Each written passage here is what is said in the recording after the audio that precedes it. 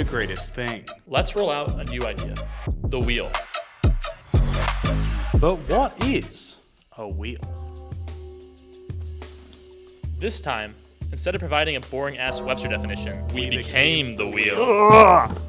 Oh yeah, we're low-key doing it. We're low-key doing it. And for those who are not visual learners, it's a circle that spins. That didn't work because we are not circles. But when we become one, we do spin.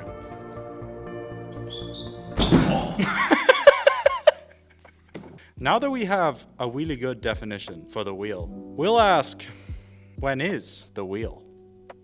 The cogs started turning in the Copper Age. Copper? I hardly even know her.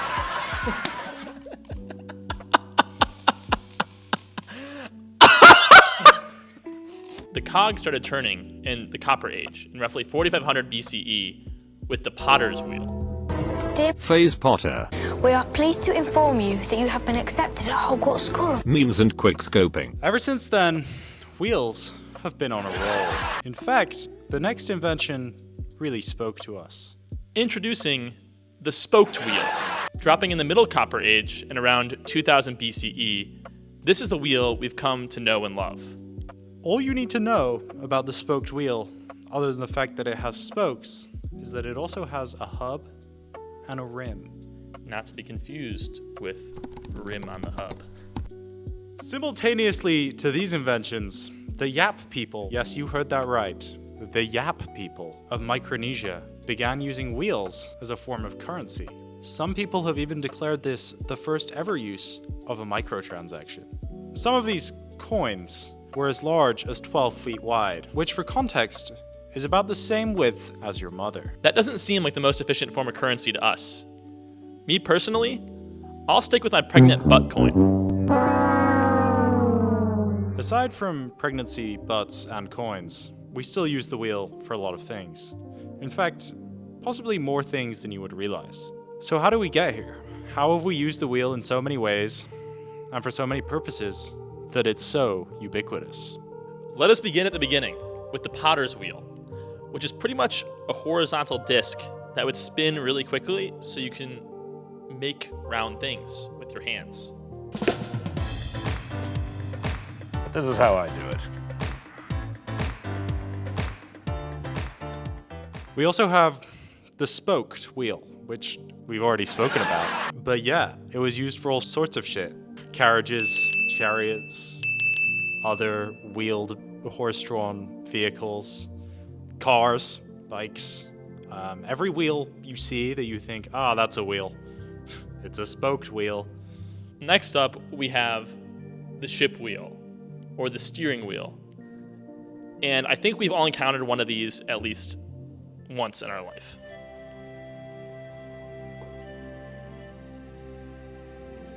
Oh my God! There's a family of 4. Oh my God! It's the Beatles. Whoa! Oh, shit. We also have the flywheel, which is pretty self-explanatory. Think about it as a reservoir for kinetic energy that smooths out power delivery to engines and other sources by resisting changes in speed. Then we have the spinning wheel. And she's spinning the wheel. Let's see what you get. Let's see what you get. And while all wheels, in fact, spin, this was used for refining yarn or thread. Although it may be more useful to think about it like a fidget spinner for a Taiwanese sweatshop worker. Much like boats with colonialism, we cannot hold the wheel responsible for the subjugation of the Taiwanese lower class. That's on the humans subjugating the Taiwanese lower class. And colonialism. We also have water wheels, which are not to be confused with the water cycle.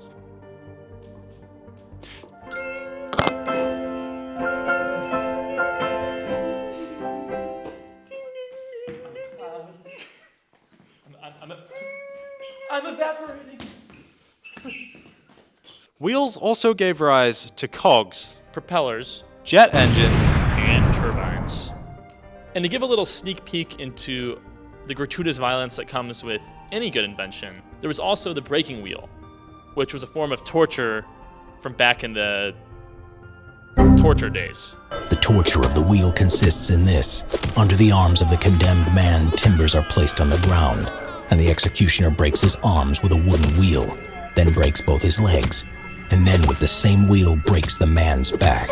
And finally, while boats may help you move your Dave Blunt-sized relative horizontally, the pulley system, which fundamentally relies on a wheel, could help you move him vertically.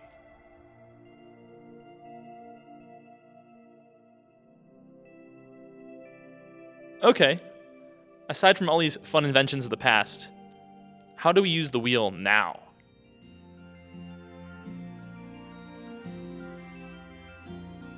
I feel it in my fingers. I feel it in my toes. The wheel is all around us, even where you might not expect it. Escalators, mechanical pencils, electric toothbrushes, projectors, even cameras. It's wheel central wherever you look. And wheels are still used for much of the same things that they were designed for. While pneumatic tires and alloys may have increased their efficiency, they're still used for getting things from point A to point B efficiently. Or rotating a turbine. Or bartering, if you're from Yap. And now, for the inevitable gratuitous violence and warfare that comes with the invention of wheels. Whether that be tank tracks, airplane wheels, rotating turrets, submarine propellers, something in drones. There are a lot of major violent usages for wheels in the world. Other usages for wheels include bikes, Hot Wheels, Hellcats, energy production, fidget spinners, wheelchairs. Basically everything has a fucking wheel in it. There are very few things in your life, you probably have a wheel in you. You probably have a really good heart. Now that we've covered all the ways that we use the wheel, let's talk about all the ways that we haven't used it yet. Innovation has been an uphill battle for the wheel for some time, which would be fine if wheels didn't tend to roll downhill. Your uncles said it, your grandmother said it. No one's reinventing the wheel here, because why reinvent something that already works so well? Nonetheless, there are some sweats out there still trying to reinvent that damn wheel. There are two main ways you can alter the wheel, at least as far as we can see. Which isn't very far. Yeah, I'm wearing contacts. Anyway, its shape and its pivotability. First, we have omnidirectional wheels, which capitalize on pivotability. Omnidirectional wheels are really only useful if you're inept at parallel parking. So low-key, it would just be easier if everyone locked in instead of inventing that, in my humble opinion. Personally, I'm all for omnidirectional wheels because I suck at parallel parking and would definitely find use for it.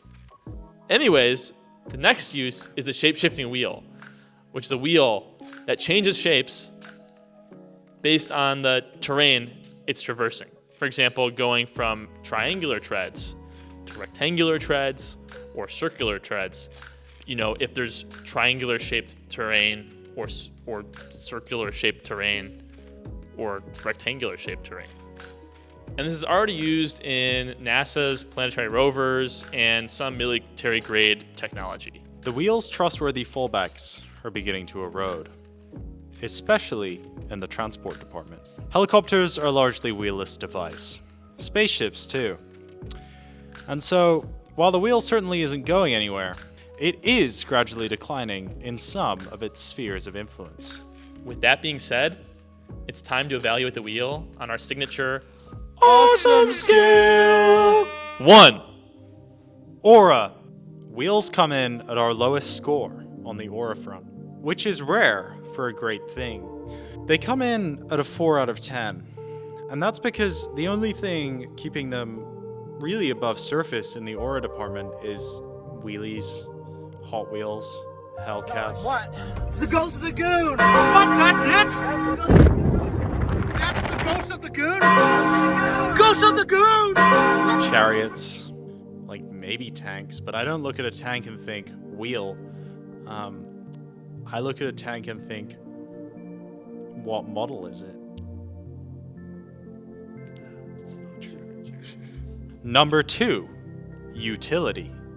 Utility comes in at a blazing 10 out of 10. As we said, the wheel is all around us. But literally, the wheel isn't everything. Whether it's obvious, like a Hot Wheel, or hidden, like a mechanical pencil, the wheel is really important. 3, safety. Wheels support a lot of unsafe activity. Drunk driving, car accidents in general, peddling, drugs, terrorism. Should we just stick it all on the wheels? Just kidding, not terrorism. But generally, wheels do facilitate a lot of fast movement, which facilitates a lot of death. And for that reason, wheels get a 6 out of 10 for safety. 4, accessibility. The wheel scores a 7 out of 10 on accessibility because you can go down to the corner store, drop a quarter, and get yourself a mechanical pencil with a nice ratchet and clutch system that has an internal wheel, and boom, you have a wheel for 25 cents. But if you want to get a nice wheel, you know, one of those spoked wheels we're talking about, you're going to have to drop some more serious coin, which is inhibiting. And also, it's really hard to actually make a wheel, especially a wheel that has any sort of meaningful utility. So because of that, the wheel gets dropped to a 7 out of 10. The whole wheel purchasing process becomes really confusing if you're from Yap. Because you might be using a wheel to buy a wheel. Is the wheel the inhibiting factor, or is the wheel the inhibiting factor? Let that sink in. Or keep it outside. Number 5. Momentum. Much like boats, wheels get a 5 out of 10 for momentum. They're not going anywhere in both senses of the term. Omnidirectional wheels and whatever the fuck NASA is doing are cool, sure, but who actually cares? You know, the wheel has had its day, and it's a very strong backbone of many, many things. But, you know, we're replacing it slowly but surely. Flying cars, those have wheels and not wheels. You know, when everything starts levitating like it does in sci-fi movies, we won't need wheels anymore. So, suck on that, wheel enthusiasts. That puts wheels at a total score of 32. Which means wheels are as great as fire and slightly less great than boats. Meaning, at this time, boats are the greatest thing. Tune in next week to discover if something can finally dethrone boats as the greatest thing.